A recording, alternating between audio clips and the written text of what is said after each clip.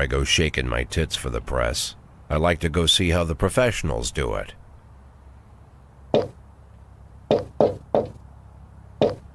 Some might say the chief of police has no business in an institution like this. But in fact, it's the quietest and safest place in town. You won't run into any reporters, nobody gets into any fights, nobody drinks too much, nobody even raises their voice. The place is owned by an elderly gentleman who knows how to keep things under control. That's why I never invite my friends here. I wanted to make an exception for my 60th birthday, but most of my colleagues are young enough to be my sons, and they'd rather just hire prostitutes. Why stare at some boobs when you can take the whole package for yourself? But there's none of that in our club. Even looking too long is considered indecent. You can get an occasional glimpse, like by accident. The rest of the time you just pretend that you're immersed in conversation, or just come by for a drink. Doesn't mean these gentlemen wouldn't want their bald heads smothered in tits. It's just that nobody says it out loud. My younger colleagues might call it hypocrisy, but I call it the good old-fashioned manners. Good manners and leave the rest unsaid. She agrees to unbutton her blouse, and we agree not to pay too much attention. The girls are on a quiet prowl, too. They're looking for a way out of their cramped rooms. Maybe make friends with some wealthy patron with a pacemaker and dentures. Everybody wants something. But we have to control ourselves, or we'll all turn into libertines and prostitutes. Hell, if there weren't any rules, I'd be belching and farting, jumping up on the table, arms held high, yelling, "Shake it, baby!"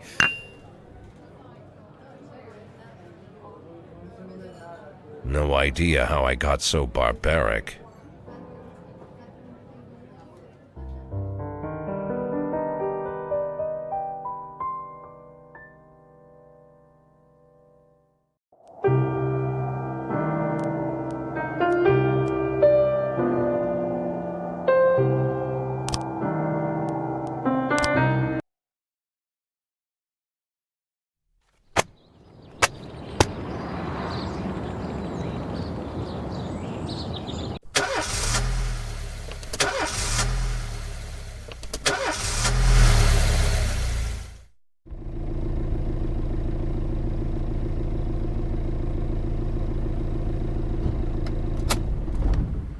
When I was a kid, my father sometimes told me at bedtime that if I closed my eyes and didn't open them for a long time, all the demons would blow away. Yesterday I turned 60, but I still take his advice. Not because I'm sentimental or want to keep the memory of my father alive. I just can't think of a better solution. To get away from all the demons that haunt Freeburg, I'd need to wear a blindfold 24/7. Plus, it's a good idea to act blind when talking to reporters. At least that's what my colleagues say. They're afraid of press conferences. But for me, it's more like a confessional. No matter what lies you tell, you're privately thinking the honest answers. It helps me remember who I am. The fact that I'll be reading all about it in the papers tomorrow is a small price to pay. Call it penance for the preacher.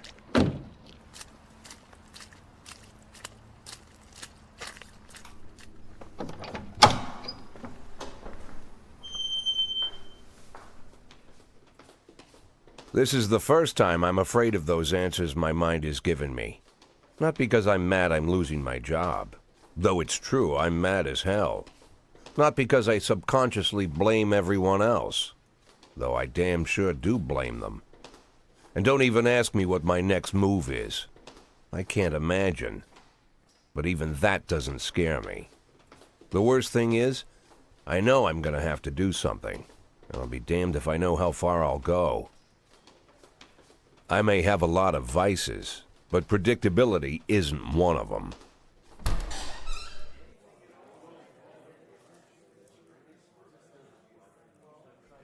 I learned a long time ago how to drive away the swarming demons.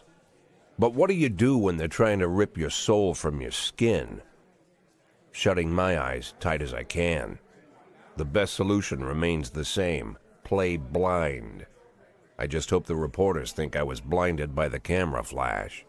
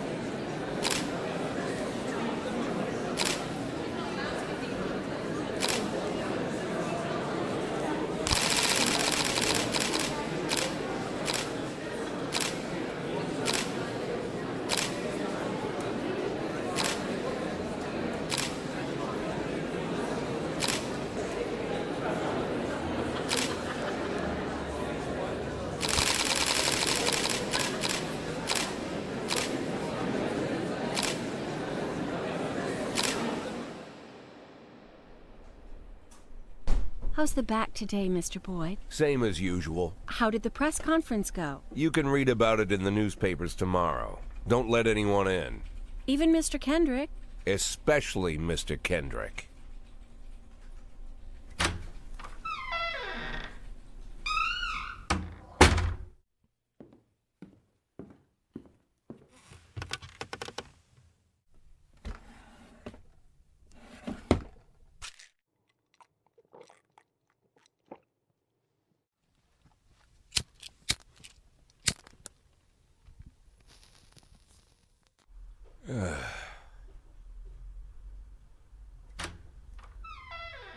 As soon as I heard the door creak, I knew what face I'd see. When I tell Emma not to let anyone in, there's only one man it could be. Rude, arrogant, no warning. That's Mayor Rogers in a nutshell. White summer shoes, white socks, white shorts, white polo shirt, and the white smile of a hungry shark. Mayor Rogers enters every room like he owns the place. Even the floorboards under his feet sound like they're creaking an apology. He never shied away from the odd corruption scheme. It's like the devil walks behind him. In the movies, the villains controlling the city play golf with the judges. Rogers plays tennis with them instead. That's about the only difference. Jack, I was hoping to catch you after the press conference. You ran away so quick. There's no smoking at City Hall. No reason for me to hang around. Well, this morning I signed a ban on smoking in all public buildings. Soon you won't be able to smoke here either. Soon enough I won't be here at all. That's what I wanted to talk to you about. The people of this city like you, Jack. The police chief of all people. Don't betray that, Jack. Don't get wrapped up in any schemes. Sit nice and quiet for the next 180 days, and you'll be remembered as a hero. That's the only thing that you still have left. Be the hero. Then how am I supposed to scrape together a retirement fund? You had a million chances to secure a luxury pension, one that even I would have envied, although I've never set aside any money for myself. I'm not planning to retire anytime soon.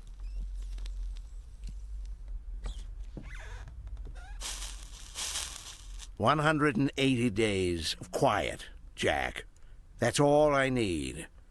I don't have any problems with you, and you won't have any problems with me. I have a new assistant, Troy Starr. If you have something to tell me, call him. But try not to bother him. He's a busy man." I'll do my best. And quit smoking at the office. One of my friends will be using it soon.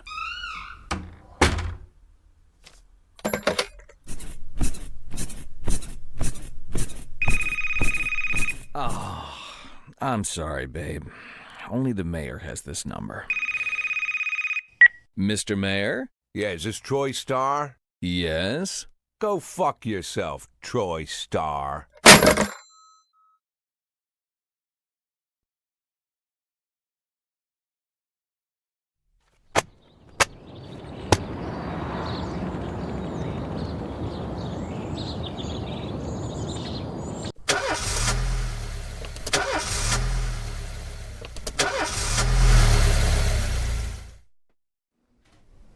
Cops don't use the police station cafeteria anymore. There's some kind of stigma against sitting shoulder to shoulder with your partners. Everybody just takes snacks from the machines or grabs a meal and hammers it down in the corner like a vulture on a corpse. The main thing? Don't look into anyone's eyes. Could be construed as an invitation to sit together. The only people eating here are ghosts.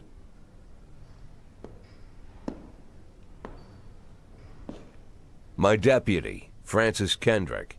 He recently became one of those ghosts. The subject of one of the most devastating corruption scandals in the history of Freeburg. No evidence to support the accusations, but everyone knows Kendrick's days are numbered. I need that file I asked for. Needs to be ready tonight. Francis didn't say anything, but I understood. Ghosts aren't supposed to talk. Besides, I got a feeling he was already finished.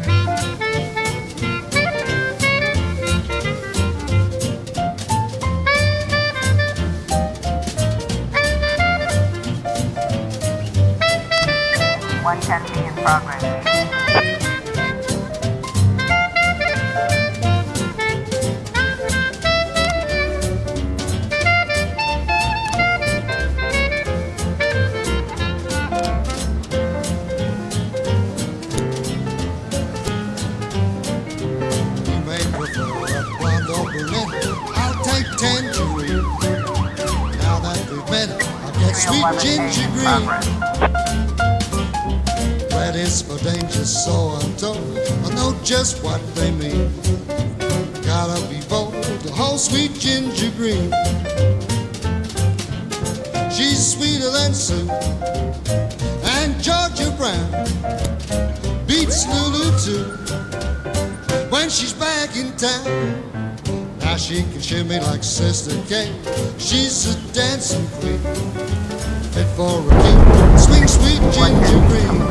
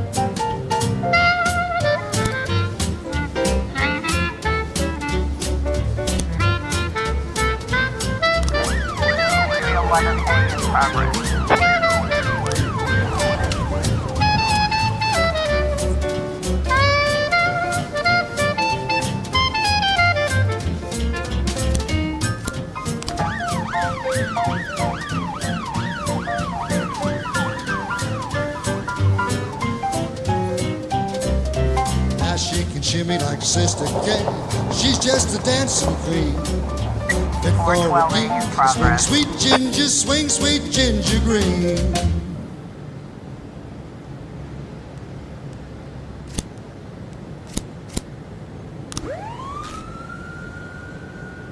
Looks like we have a situation here.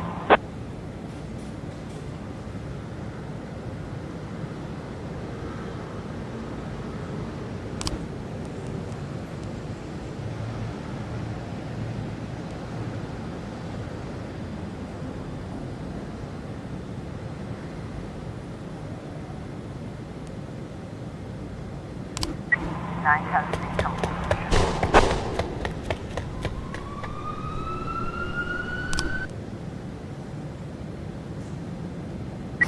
.311A complete.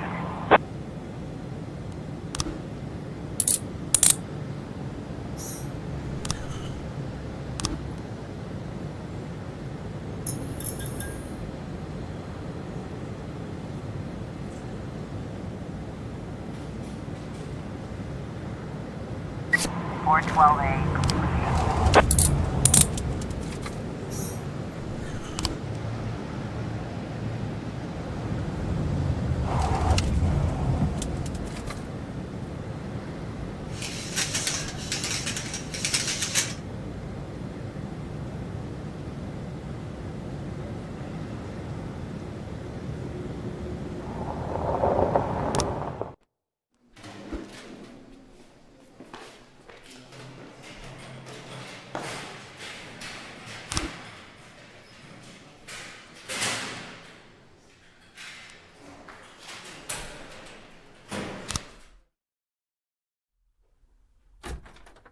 Used to be, when I asked Kendrick to stay late at the office, he liked to grumble and crack wise. Nowadays, he doesn't have the strength for it. Slumped shoulders, blank stare, wrinkled skin. The past few weeks, I don't hardly recognize my old friend. In his younger years, he reminded me of a gallant royal officer in an old Kipling story. Kendrick isn't just crumbling under the weight of the public pressure, but from the shame of it all. Internal Affairs raided the library he inherited from his grandfather, hoping they'd find buckets of cash stashed in the pages. Heard about the look on his face, the fearless policeman standing helpless in horror. I've known Francis for 30 years. The past 20 years he's played loose with the law. And I know that at a certain point every stolen dollar brings more misery than anything else. Probably sounds crazy, but I sympathize with the guy. What can I do? Your friends are your friends, and these are the waters we swim in. Called all of the people on that list today. Now they know you're in business, so you could get a call from any of them. You don't need to worry about any of them. I've cleared them all. And what kind of business are we talking here? It's nothing too serious, just like you asked. Should be just a few small favors. Payments will vary depending on the situation and who you're dealing with. How much are you looking to earn? $500,000. $500,000? Why not a whole million? Because everybody wants to take $1 million. Figured I'd try something different. $500,000 in 180 days? Well, you could earn it all above board if you netted all the big fish and hit all your bonuses. Never knew you for a fisherman. Well, you never got into my business, and I'm not trying to get into yours. But be careful about bringing in any other cops. Sooner or later, they'll put the finger on you. And one more thing, Jack. I remember what you said, but I should probably add one more name to that list. Christopher Sand. Sand. Christopher G. Sand. Everyone knows the name, but few could tell you who he is. The old man stays away from the spotlight. Always wears old-fashioned jeans and knitted sweaters. Gives to charity. Rarely attends social events. An avid hunter, I hear. Even dabbles in poetry. You'd never guess he's the head of the oldest and most powerful gang in the city. Goes back as far as his great-grandfather. And Sand is strict about following the old rules. He rarely involves himself in commonplace murders and robberies. Hardly needs to intimidate anyone to get his point across. The people who work for him each have their sphere. They provide protection where needed, even work with the authorities when they want to make a deal. Meanwhile, Sand pulls the strings without getting his hands dirty. People sometimes mistake his quiet approach. A couple years ago, an arms dealer decided to expand its business without asking permission, and his whole family paid the price. In 4 weeks, Sand killed 31 people. Old men, women, even a few teenagers. And Sand's people made sure every paper reported it. Frank, I don't want to hear you say that name again. Jack, please, listen to me. I'm in with these guys. We agreed, Frank. That's not the kind of business I'm into. I don't go there. Never have, never will.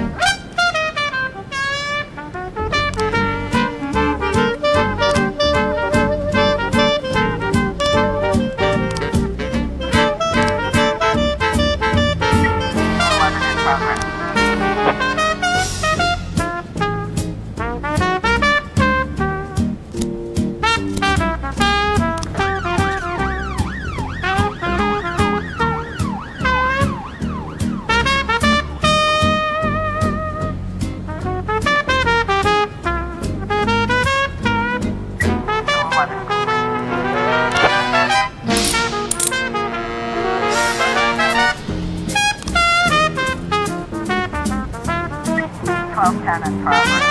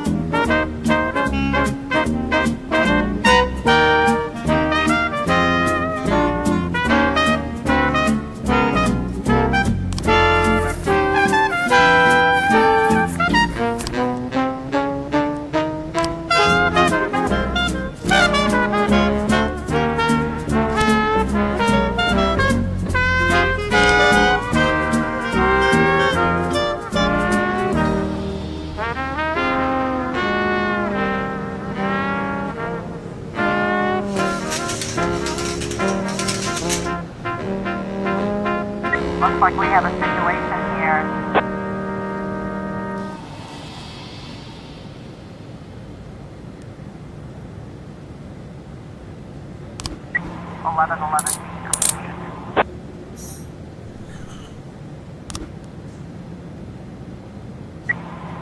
Complete.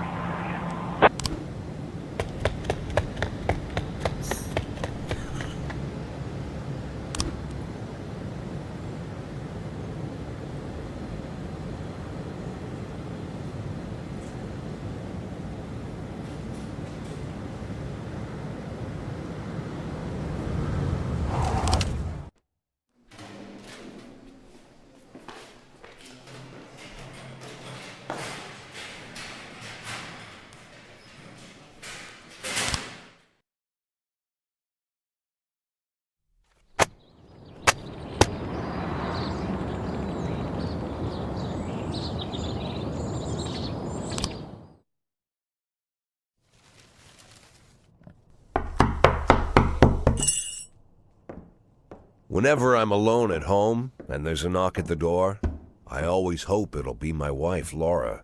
She's always forgetting her keys. Hello, my name is Steve, and you're Jack Boyd, is that right? To get to my front door, the Bible boys walked about a mile from the local bus stop, jumping over mud puddles and skirting a couple of landfills. Laura doesn't go in for religion either, but according to her, these brave lunatics with their fake smiles deserve at least a minute of attention. She patiently listens to them, asks them questions, regales them with pastries, and never once dropping a hint of condescension. When I watch her do it, I've got to admit it gets me. I'd have hugged those boys, sat with them on the porch and lit up a cigar. But a month after Laura left, all I could do was quietly ask them not to bother me. Today I'm a little rougher still. Shut the door on his nose this time. Another couple weeks at this rate and I'll be greeting anyone who comes close with my service pistol pointed towards the sky, ready to fire my warning shots. In my life, even the basic stuff never goes like it's supposed to. Normally, when a wife is going to leave home, she'll make a scene, or at least sit everyone down for a serious conversation. But Laura just disappeared. The children in the stories always stand on the side of the mother, but all three of our sons supported me. The in-laws always blame the husband for making their daughter unhappy. But now Sally, Laura's mother, well, we sort of have a pact. The fellow Laura ran off with is young enough to be her son. I hear he's 30 years old. Of all the possible information a man can know about his wife's lover, I get hit with that. Fortunately, Laura's mother doesn't like the way it sounds either. Sally figures this guy just thought he'd have some fun with a mature woman, but he'll be back chasing college girls before the year is out. So we have an agreement. Sally's going to track down Laura and try to reason with her, and we'll arrange a meeting. Meanwhile, I'm supposed to not do anything stupid, which of course means anything at all. It's a crazy situation. I'm the police chief, and the person I'm trusting to find my wife is an old woman armed with a phone book. But I can't afford to lose Sally as an ally. So for the moment, I had to swallow my pride.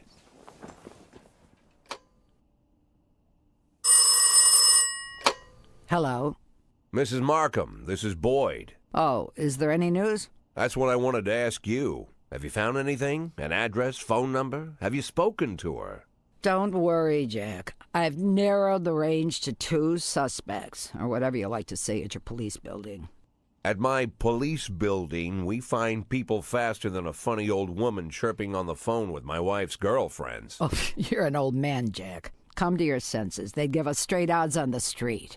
But I've got more energy, Jack. Maybe you think I'm a foolish old woman, but I go to my book club, argue with the girls about Byron, and it gives me energy. I talk to my dogs, and it gives me energy. And you have nothing, Jack. You don't even have a hobby. You got no passion. It's why Laura left you. Let's not go back into that, Sally. Find my wife, and we can discuss my hobbies later. I'm waiting for your call, and my patience is running thin. Laura, if you've stopped loving me, I'll let you go. I can't expect the impossible from you. Just don't let me die out here, okay?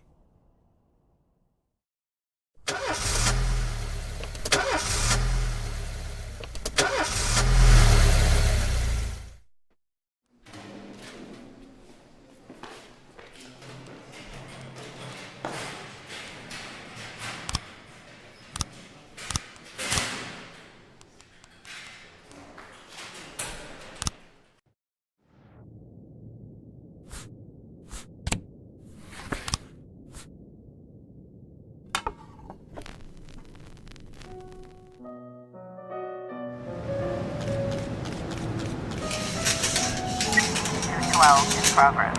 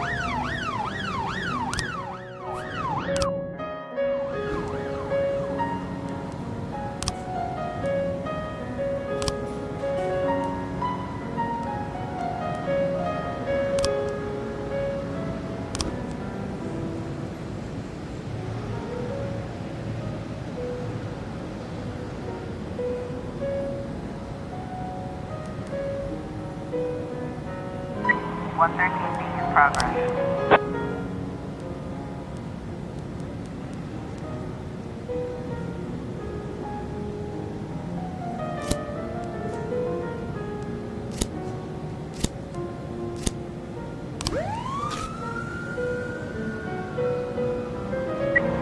312 complete.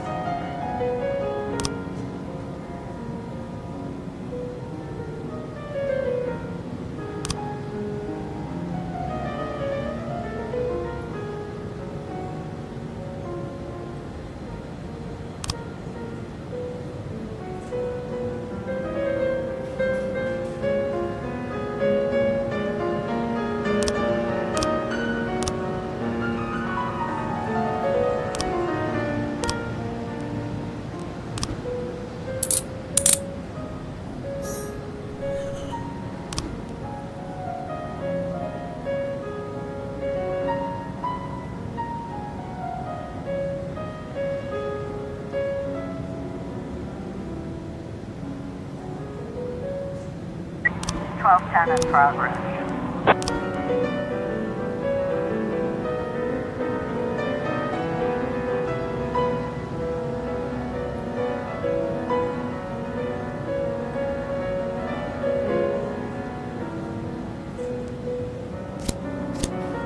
Officer on scene. Looks like we have a situation here.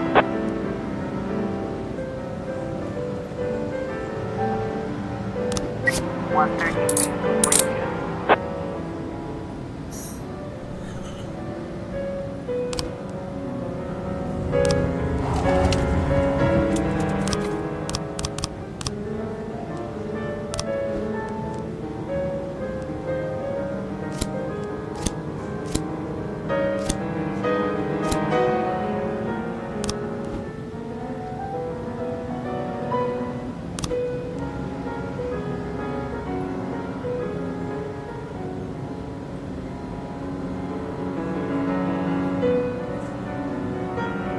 Twelve ten complete.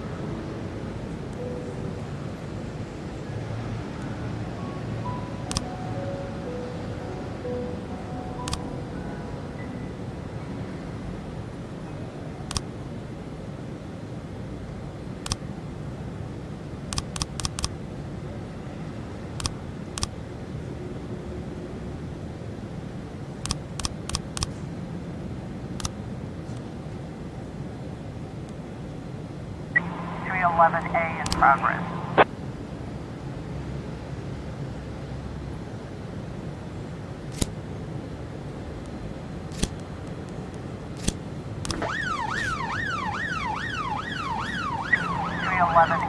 progress.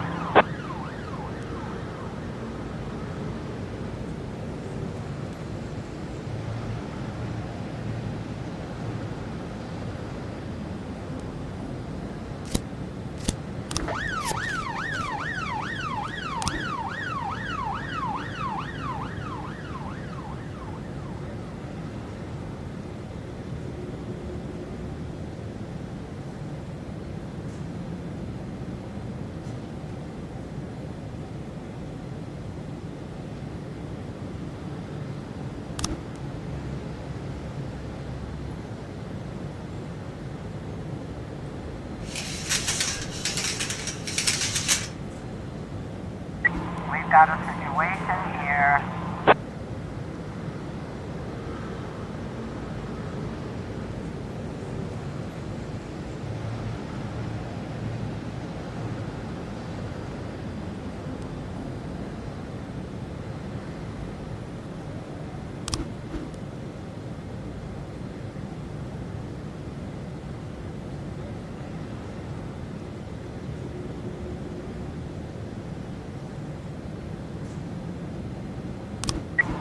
.311A complete.